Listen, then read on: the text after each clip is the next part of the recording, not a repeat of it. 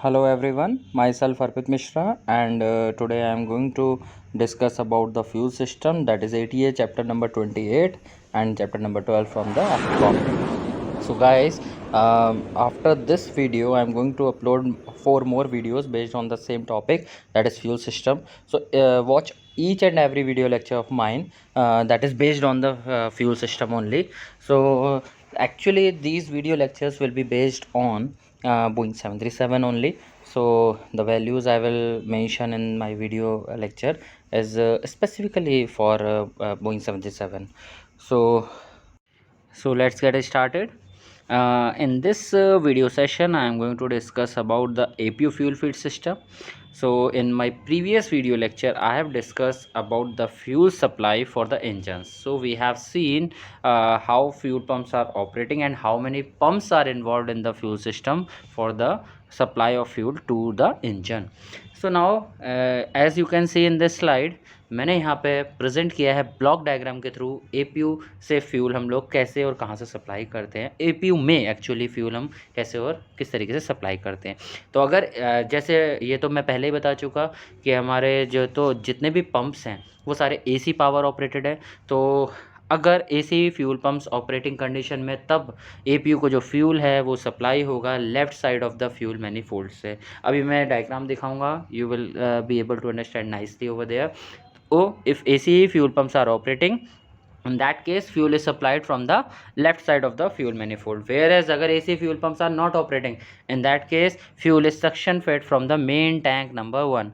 तो अब यहाँ पे दोनों केस में ये हम लोग जैसा हमने फ्यूल सिस्टम में देखा था, ये सक्शन फीड जो है ये एक्चुअली कैसे हो रहा है. We have one pump in accessory gear box जहाँ से हमें सक्शन फीड हो पाता है फ्यूल का. तो same is over here also. Let's see into the diagram what I want to say. Now यहाँ आप देख सकते हैं, may have this okay. So ये हम लोग APU की जो बात कर रहे हैं, here is a APU. ठीक है, यहाँ पे मैं बात कर रहा हूँ APU की. तो अब यहाँ पे एपीयू के लिए जो हम लोग सप्लाई करने की बात कर रहे हैं, यानी कि मुझे डायरेक्टली यहीं से मिल जाता है. अब हम लोग बोले लेफ़्ट, तो देखो एपीयू का जो कनेक्शन है वो देखा जाए तो मेन टैंक नंबर 1 से, यानी कि लेफ़्ट साइड से दिख रहा है अपने को.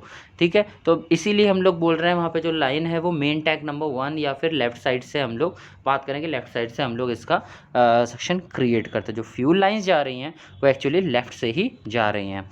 और उसके साथ ही आप ये देख सकते हैं, अगर पंप ने काम करना बंद किया, मतलब पंप इज़ नॉट वर्किंग, अगर एसी पंप काम नहीं करता है तो हमारे पास क्या है, सक्शन फीड के थ्रू हम लोग यहाँ पे फ्यूल को सप्लाई दे सकते हैं एपीयू के लिए.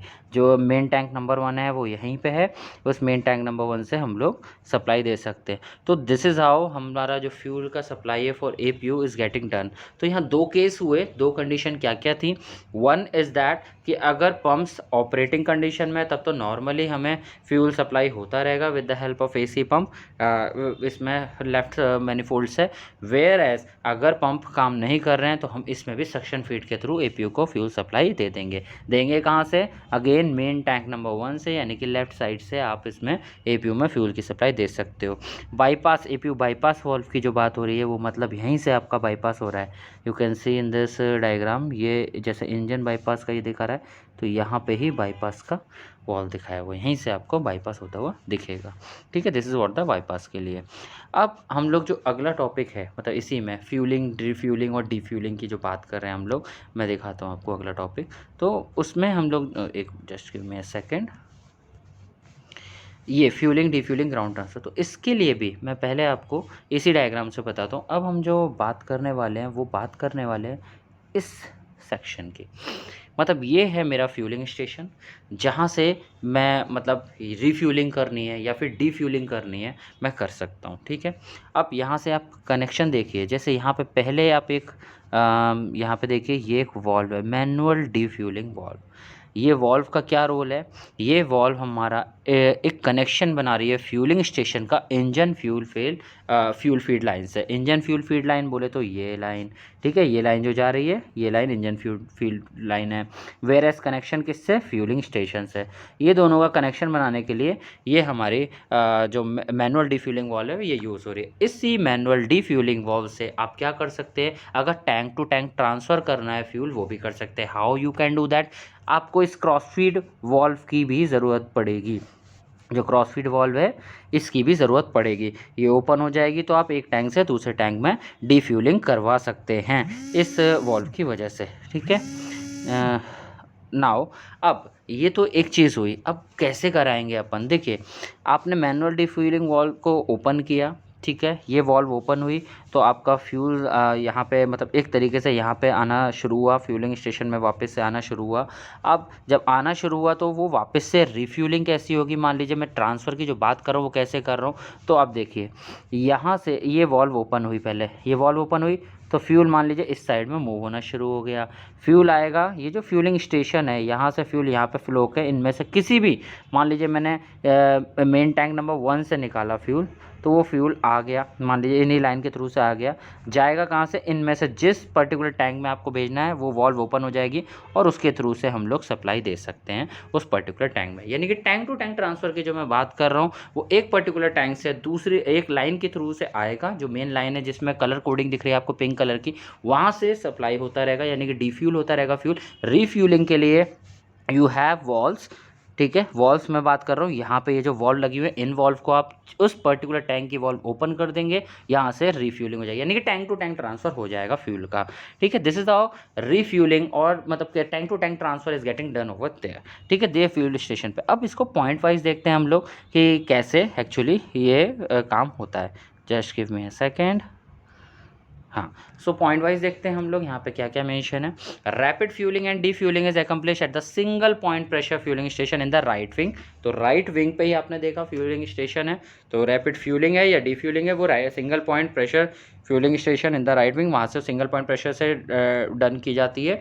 ये फ्यूलिंग स्टेशन हमारा राइट विंग पे लगा रहता है, वहीं से हमारे पास पॉइंट है, तो प्रेशर फीडिंग करते हैं हम लोग। ग्रेविटी फीड सिस्टम नहीं यूज़ किया जाता, हम लोग प्रेशर फ्यूलिंग सप्लाई मतलब प्रेशर से फ्यूल सप्लाई करते हैं। Now the fuelling station is also use for the ground transfer of the fuel between the tank. तो मैंने आपको बताया अगर टैंक टू टैंक ट्रांसफर करना है तो वो भी आप कर सकते हैं। आप मैनुअल डीफ्यूलिंग वॉल्व को ओपन करेंगे तो एक टैंक से फ्यूल आप उधर लेके आएंगे, फिर उसी फ्यूलिंग स्टेशन पे आपके पास वॉल्व है, उस पर्टिकुलर टैंक की वॉल्व ओपन करके आप उसे ट्रांसफ़र कर सकते हैं। उसके बाद बात करते हैं a shut off system is used during fueling to automatically close the fueling valve in each fuel tank when the tank is full. मतलब क्या है, जब आप फ्यूलिंग कर रहे होंगे तो अभी जैसी क्या बोलते हैं टैंक फिल हो जाएगा तो इसमें एक तरीके से शट ऑफ सिस्टम लगा हुआ है कि ऑटोमेटिकली वॉल्व बंद हो जाएगी और आपका फ्यूल सप्लाई रुक जाएगा। तो a shut off system is use during fueling to automatically close the fueling valve in each fuel tank when the tank is full. तो आपने को पहले पता लग जाएगा कि टैंक फुल हो चुका है और ये अपने आप ही बंद कर देगा फ्यूलिंग को करना। नाउ मैनुअल डिफ्यूलिंग वाल्व का ये कहाँ है, output of the engine number 2। तो यहाँ पे ये क्या बात हो गई, राइट साइड में, राइट विंग पे ही हमने बोला फ्यूलिंग पैनल है, तो राइट साइड में यानी कि राइट विंग पे ही हम लोग बोल सकते हैं। राइट विंग में जो आउटपुट इंजन है, इंजन नंबर 2 पे है, यानी कि राइट साइड वाले इंजन पे आपको मैनुअल डिफ्यूलिंग वाल्व दिखेगी। और ये क्या कर रही है, it interconnect the engine feed system and the fuelling station. मैंने आपको डायग्राम से बताया ये वॉल्व क्या है, फ्यूलिंग स्टेशन और इंजन की जो फ्यूल फीड लाइन है उन दोनों के बीच में एक कनेक्शन बनाने का काम कर रही है। देन इससे क्या कर सकते हैं, हम डिफ्यूलिंग कर सकते हैं और tank to tank transfer operation achieve कर सकते हैं। इस मैनुअल डिफ्यूलिंग वॉल्व से आप डिफ्यूलिंग भी कर सकते हो और टैंक टू टैंक ट्रांसफर भी कर सकते हैं। ये वॉल्व क्या कर रही है, ये इंटरकनेक्शन यानी कि एक कनेक्शन बना रही है किससे, फ्यूलिंग स्टेशन का इंजन फ्यूल फीड से, ठीक है। These things you have to remember. Location क्या है, आउटपुट ऑफ इंजन नंबर 2, यानी कि राइट विंग पे आपने फ्यूलिंग पैनल देखा तो ऑब्वियसली ये वॉल्व भी आपकी आउटपुट ऑफ इंजन नंबर 2 पे रहेगा। अब बात करते हैं स्पेसिफिक, जो हम लोग 737 पे बात करते हैं कि कितनी कैपेसिटी है हमारे फ्यूल टैंक की, जो फ्यूल हम कैरी कर सकते हैं। तो दैट इज टैंक नंबर 1 के लिए 3915 kg, वेयर एज टैंक 2 के लिए यानी main tank number 1 main tank number 2 के लिए सेम है 3915 kg, वेयर एज अगर हम सेंटर टैंक की बात करें तो वहाँ पे ज़्यादा रखते हैं तो 13,066 kg। जब टोटल की बात करेंगे 20,896 is the kg is the total capacity for the 737 fuel tanks. अब यहाँ पे मैंने नीचे लिखा है केजी के साथ स्टार मार्क लगा हुआ है, वो स्टार मार्क से देखो यूजेबल फ्यूल एट। अब यूजेबल फ्यूल मैं आपको पहले भी बता चुका, usable fuel is the fuel which is actually available for the engine. ये मतलब वो फ्यूल होगा, ये रेसिडुअल फ्यूल को निकालने के बाद जो फ्यूल होता है वो है यूजेबल फ्यूल। भले ही आपने 4000 kg भरा हो लेकिन उसमें अवेलेबल कितना है 3995, तो वो 3995 इज़ द यूजेबल फ्यूल। जो बच गया वो रेसिडुअल फ्यूल है, जो हो सकता है पंप के इनलेट में फंसा हुआ या फिर पाइपलाइन में फंसा हुआ, जो नहीं मिल सकता इंजन को। At level attitude fuel density यहाँ दे रखी है 0.8029 kg पर लीटर। अब यहाँ ये जो डेंसिटी है फ्यूल की, ये पर्टिकुलर फ्यूल के लिए, जैसे 737 में हम लोग जेट A1 यूज़ कर रहे हैं तो उसकी डेंसिटी, अब जैसे जैसे एल्टीट्यूड बढ़ेगा डेंसिटी भी फॉल होती रहेगी। तो guys this much from my side in this video session, and these and all the topics totally related to the fuel system for specifically I can say Boeing 737. So here I'm going to stop this.